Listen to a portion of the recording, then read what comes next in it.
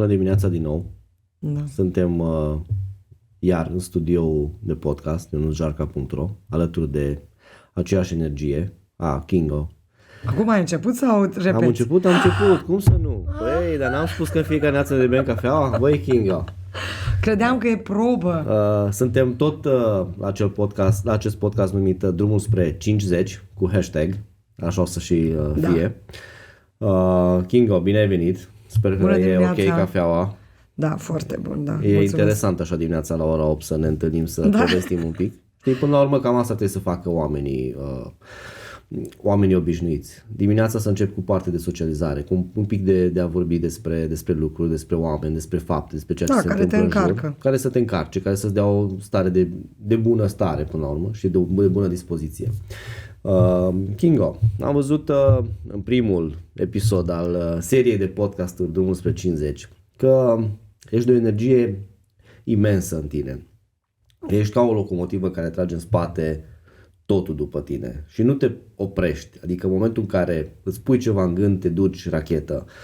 Și ce am sesizat este că tot ceea ce ai făcut tu până acum în viață, toate au avut legătură cu hobby-ul tău, cu pasiunea ta, cu ideea de a face sport și nu de a face sport atunci când nu se mai poate, ci de a fi un stil de viață. Am dreptate? Da, și ar trebui toată lumea să meargă spre direcția asta. Ca să faci ceva ce-ți place. Am înțeles. Este foarte, foarte important. Ce mi-a plăcut la tine este că ai reușit să transformi în schimb, ceea ce puțin reușesc în viață, acest hobby, să-l duci până la nivel de business adevărat. Băi, ai un business care se întinde pe mai multe țări. Un business care ți-a adus și satisfacții atât personale cât și profesionale. Știi? Și astăzi, din seria celor 20 de întrebări pe care le avem în fiecare dimineață, hai să mă pregătesc. Aș vrea să discutăm mai multe detalii legate de business-ul care îl ai în România, în primul rând. Pentru că aici am început. O să ajungem rând pe rând și la celelalte țări și la colaborarea pe care o ai cu ceilalți instructori Kangoo din alte țări, cu trainerii tăi, cu oamenii pe care tu iubești până la urmă și care îți face o plăcere să te întâlnești de fiecare dată sau să discuți. În România, în ce an ai început Kangoo Jump business-ul? Mai știi? Parcă deja de 2007 2007, ceva. Da. Așa-i? Bine am reținut. În 2007 am văzut prima oară Kangoo Jumps în Ungaria. M-am întâlnit cu Orniac Adam, care e mentorul meu. Am învățat tot ce știu despre acest sport, am învățat de la el. El este inventatorul programului Kangoo Power, adică el a făcut prima oară pe aceste ghete un program de aerobic. În Așa ai aflat tu de acest sport. M-am dus în Ungaria, am participat la o clasă, am vrut să mă duc să văd ce e noutate. Am făcut booking la o clasă de spinning, am zis că o să fac spinning în viitor și vis-a-vis de sala de spinning am văzut că se întâmplă ceva, sar pe niște ghete, am intrat, am văzut, mi s-a părut interesant, am luat o gheată, m-am dus în primul loc și am început imediat să prind exercițiile și era acolo un domn bătrân care îmi făcea poze. Deci nu mă venea la mine, făcea poze și la final... Da. Și când a terminat Adam ora, m-am dus la el și am întrebat cum aș putea să aduc acest sport în România. Și a zis, ce norocoasă ești, e șeful aici. Și șeful era fotograful. Denis Neville. Asta este din ciclu să fii la locul potrivit, la momentul potrivit. Deci asta a fost wow. Și să ai și deschiderea potrivită ca să poți să duci chestia asta. Pentru că atunci a început în Ungaria și căutau colaboratori în România și eu exact eram acolo, cum zici, în momentul potrivit. Am vorbit cu șeful, a zis... Dar nu era o dată de 13 cumva. Nu știu, să știi că o să mă uit. Și am început să vorbim, i-a dat pozele ce a făcut în timpul antrenamentului, m-a întrebat dacă am mai făcut Kangoo Jump, s-a zis niciodată, dar fac sport, deci a fost foarte ușor pentru mine să mă adaptez pe ghete și a început o colaborare frumoasă cu ei. Din păcate, Adam a murit. Am înțeles. A început să vină în România ca să mă pregătească pentru a deveni trainer și pentru a deveni distribuitor. Unde ai început în România după acest moment? Normal, în Miercurea Ciuc, unde am locuit și am avut o echipă foarte mare pe sport. Atunci făceam aerobic și step. Așa. Am adus și fitball-ul în România. Am făcut prima oară step în Federația Sportul pentru Toți. Am avut noroc foarte mare cu doamna Suciu, care era șefa la Federația Sportul pentru Toți România, și prin mentorul meu, Tornă Ienică, care m-a introdus în sport. Adică ea era o instructoare, dar ea e notară în Mercuraciuc, dar și ea făcea hobby în Mercuraciuc, antrenamente aerobic și step, de la ea am învățat și ea m-a împins spre sport. A zis, măi, tu trebuie să te faci instructor pentru că ai o energie, ai o mișcare și prinzi foarte repede, hai să te faci instructor. Deci ea a fost Enică care m-a îndrumat spre sport, iar doamna Suciu de la Federația Sportul pentru Toți mi-a dat totdeauna când am adus un sport nou în România, ea era care m-a susținut. Așa am format foarte, foarte mulți instructori în România. Deci, acolo în Mercuraciuc. Mercuraciuc, dar de la Mercuraciuc la București și la Oradea, tu cum ai reușit să faci cunoscut Kangoo Jumps-ul ăsta? Pentru că eu trebuie să recunosc că până la tine, eu n-am știut ce e Kangoo Jumps. Adică pentru mine Kingo este sinonim cu Kangoo. Deci, mulțumesc, nu ești singurul. Deci până să aud de tine, cumva când am auzit prima dată de tine, am auzit și de Kangoo Jumps. Până acolo n-a fost deloc. Dar mulți mă întreabă dacă eu am inventat numele de Kangoo Jumps, pentru că... Ai făcut ceva facultate de marketing? N-am făcut deloc. Am facultate de sport terminată în Ungaria. Anul ăsta am vrut să fac și în România, dar numai ca să învăț cuvintele. Eu când am început să promovez Kangoo Jumps și am început să mă duc la televiziune, am început să învăț românește. Pentru că noi în Mercuraciuc nu prea vorbim românește. Și la școală, prieteni și poliția în vremea aia, toată lumea vorbea în ungurește. Asta a fost un handicap și recunosc că sunt foarte supărată pe sistemul de atunci. Asta a fost practic minusul din business-ul tău. Cel mai mare minus din business-ul meu și din viața mea, că nu am învățat românește când trebuia. Deci din 2007 am început să învăț românește. Deci a fost foarte, foarte greu. M-a invitat televiziunile din București și îți dai seama, eu și acum mă gândesc în ungurește și trebuie să-ți traduc. Mi este foarte greu, dar am ajuns acolo încât la toate televiziunile mă așteaptă cu brațele deschise și totdeauna înainte de fiecare emisiune mă roagă să vorbești așa cum ești tu, că ești interesantă, deci cumva îmi recunosc greșelile. Întrebarea mea legată de facultatea de marketing, care mă surprinde că nu o ai, este pentru că mi se pare că ai în spate, ai avut cel puțin o strategie de marketing bine gândită. Cred că din ce am văzut eu așa la televiziune, tu ai avut cumva pașii pregătiți pas cu pas și ai știut unde vrei să ajungi. Dar asta a venit pe moment. Asta ai construit singură? Singură, nici nu știam niciun plan de marketing. Eu m-am gândit cum să vând ghetele. Asta a fost scopul meu și cum să extind, cum să fac cunoscut sportul ăsta. Sportul am început în România prin Federația Sportul pentru Toți, unde veneau instructorii din toată țara să învețe stiluri noi. Și acolo am prezentat prima dată step, după aia football, după care am introdus Kangoo Jumps. Deci am avut o deschidere spre piață, pentru că toți cei care erau interesați de un sport nou veneau la federație. Și așa am început să promovez, așa am început să cresc instructori în România. Pentru că prin instructori s-a dezvoltat business-ul, da. Cât a fost investiția inițială, mai știi? Câți bani ai? Ai zis că ai comandat la un moment dat primul transport.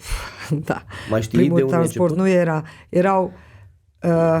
Era un lot de gheată, adică trebuia să cer împrumut 3.000 de euro pe care tot timpul le-am investit și pot să spun că 3 ani de zile tot le-am investit până a crescut.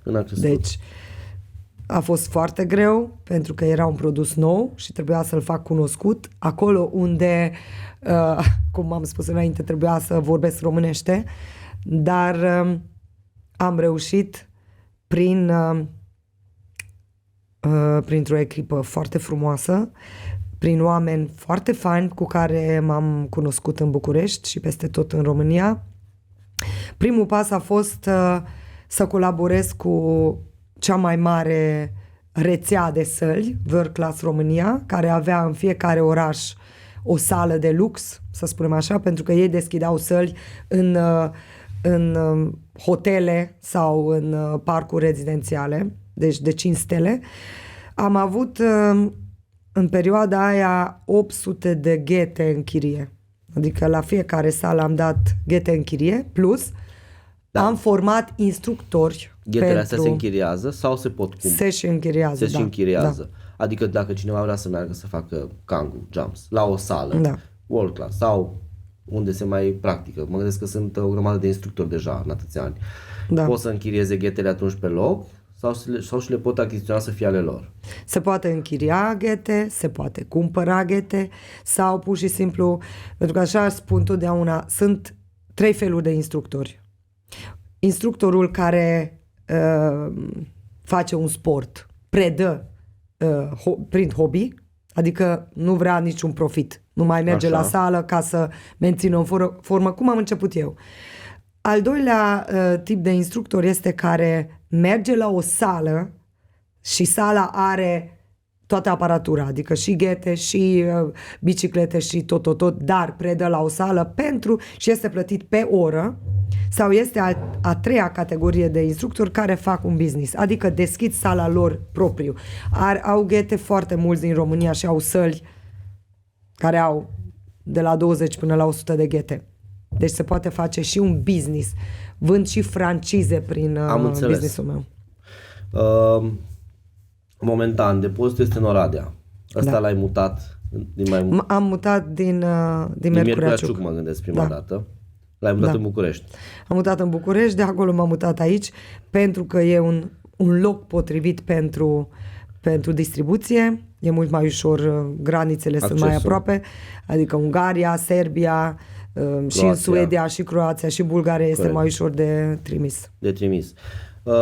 Văzusem la o emisiune la televiziune acum într-o zi, scrie acolo jos Kinga Sebeștean, ambasador. Oh, da. Ia, poți să povestești un pic despre chestia asta? Sunt ambasadorul brandului, să zic așa.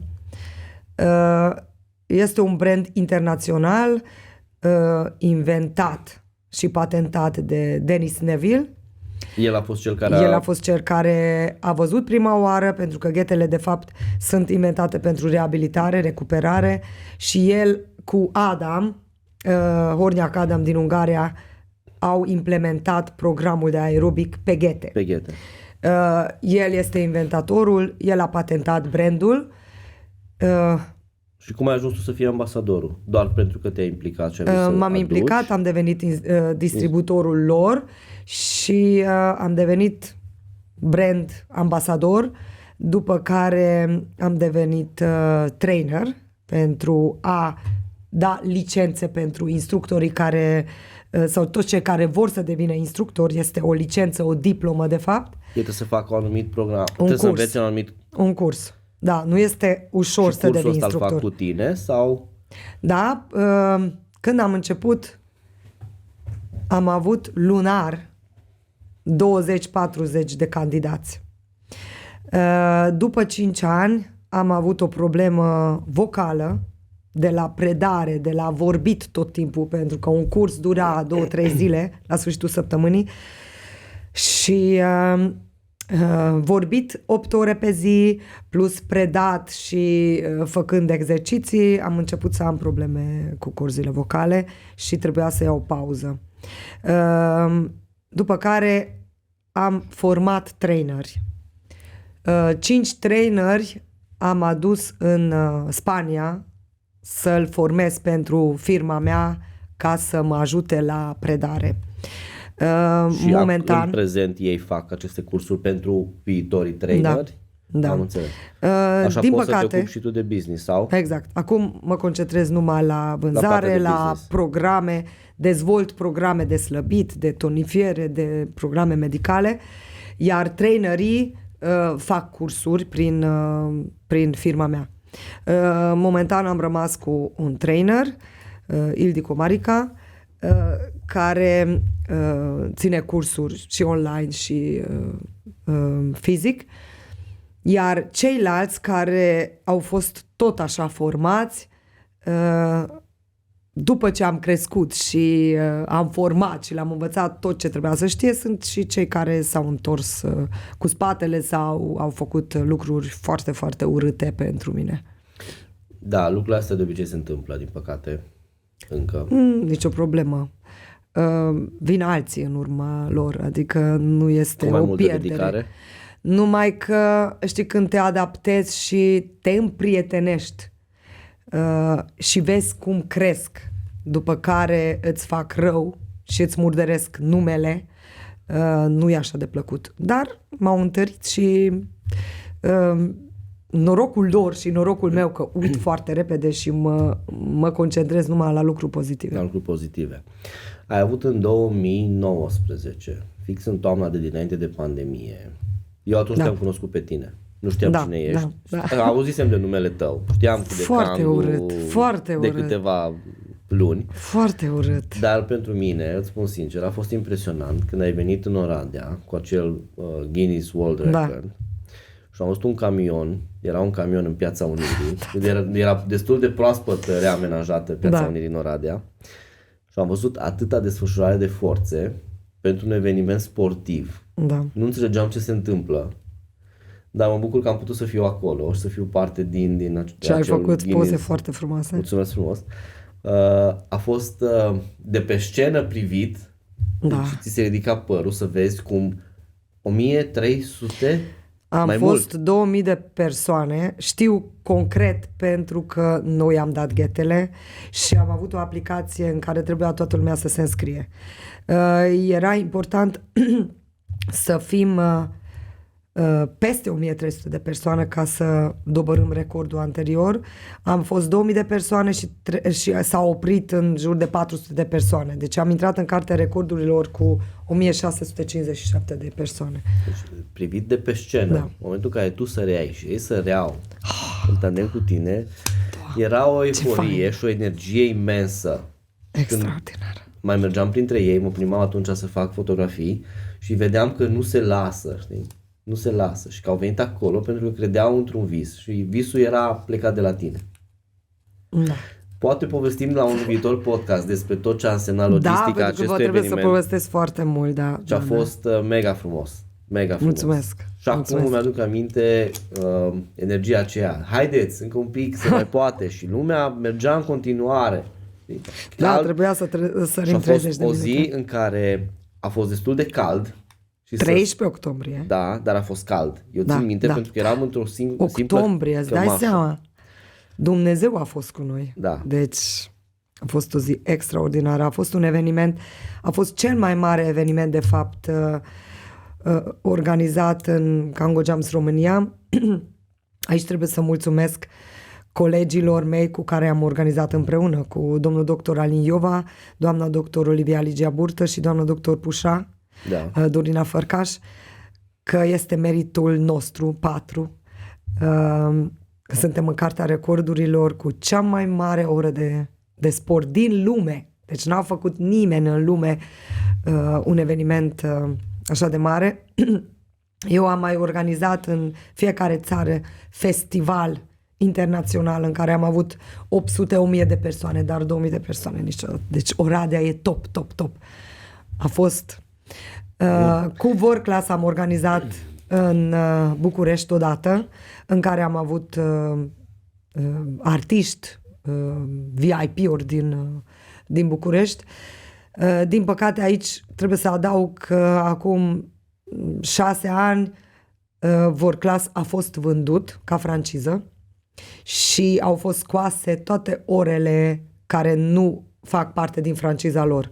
Și Kango Jams a fost scos și atunci a fost o cădere foarte mare pentru că toți clienții care mergeau la World Class au rămas fără ora de Kango Jams și alte ore care nu erau în orar și a fost o cădere în care, din păcate, acum pot să spun că a fost rău, a fost o intenție rea din partea lor și în partea echipei World Class, că au zis că nu merge Kango Jams și a fost scos Kango Jams. De fapt, nu a fost scos Kango Jams, au fost vândute sălile de Kango Jams. Știu toate detaliile pentru că mă sună clienții la depozit și știu ce spun. Că am fost la World Class și nu mai sunt ore. De ce nu mai sunt ore? Pentru că nu merge Kango Jams. Merge Kango Jams, merge foarte bine, numai că a fost scos. Deci da, apropo de partea aceasta, cum te-ai descurcat în pandemie? Foarte greu. Din pandemie trebuia să începem. Adică în momentul în care s-a făcut lockdown și oamenii nu mai aveau acces la săli. Era foarte greu. Am început să țin ore online pentru că ghetele au și talpa din plastic. Era greu pentru cei care stăteau în bloc. Deci trebuia să inventez covoare speciale în care sar ei. Deci a fost foarte greu. A scăzut un pic. Vecinii. Da, a scăzut un pic comunitatea, să zic așa, dar acum am început să... Acum începe să revină din nou. Da. Deci suntem bine, da. Suntem bine. Din păcate, foarte multe săli din București s-au închis din cauza pandemiei. Nu este vorba de sportul pe care promovez eu sau pot să spun aici și Zumba sau orice.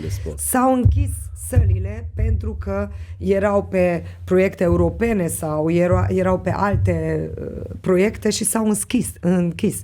Deci nu e vorba de sport, nu e vorba de un aparat sau un articol sportiv. Este vorba de sistemul în România. Plus au apărut o grămadă de carduri care strică piața pentru fiecare sport. Pentru fiecare sport. Dar uite, vreau să te întreb o chestie. Ziceai tu că în pandemie a fost greu pentru că, ghetele, în momentul în care sari, produc un anumit zgomot, da? Mai ales pentru cei care stau la bloc. Te-ai gândit vreodată să faci o schimbare la aceste ghete? Da. Să le adaptezi ca să fie mai ușor și pentru cei care stau la bloc și vor să facă de acasă exerciții? Da, am planuri să fac pentru medical prima dată.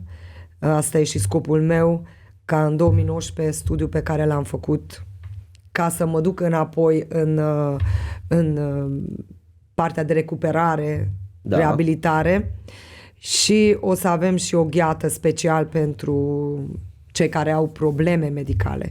Au apărut foarte multe ghete contrafăcute și vreau să-mi protejez munca, vreau să protejez instructorii care lucrează corect și lucrează cu echipa mea și cei care au grijă de sănătatea oamenilor și nu joacă cu sportul, pentru că nu e o joacă. Mulțumesc mult. Pentru astăzi ne oprim aici. Continuăm, pentru că mai avem o grămadă de subiecte de discutat cu tine în drumul spre 50.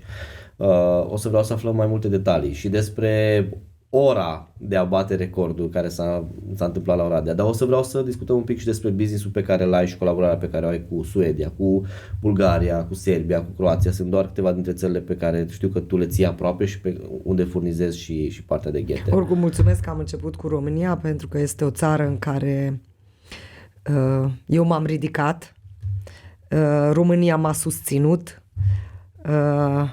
oriunde mă duc românii sunt deschiși, deci pot să spun că oriunde m-am dus în lumea asta, în orice țară am ajuns, era printr-o româncă, un român care m-a văzut în România și m-a sunat: sunt în Australia, vino te rog să-mi ajuți și să-mi vinzi, să mă înveți marketingul tău. Deci nu poți să-ți imaginezi în câte țări sunt românce care m-au văzut în România, televiziunea din Scandinavia, televiziunea din Spania, și au deschis un business și au învățat marketingul meu. Sunt foarte recunoscătoare și sunt foarte mândră că sunt din România, și am început și acum și să dezvolt. Da. Și acum și în Oradea. Bine, mulțumim mult de tot. Revenim cu următorul podcast în care vom discuta cu Kinga mai departe despre drumul spre 50 și cu următoarea serie de 20 de întrebări. Stați aproape de noi!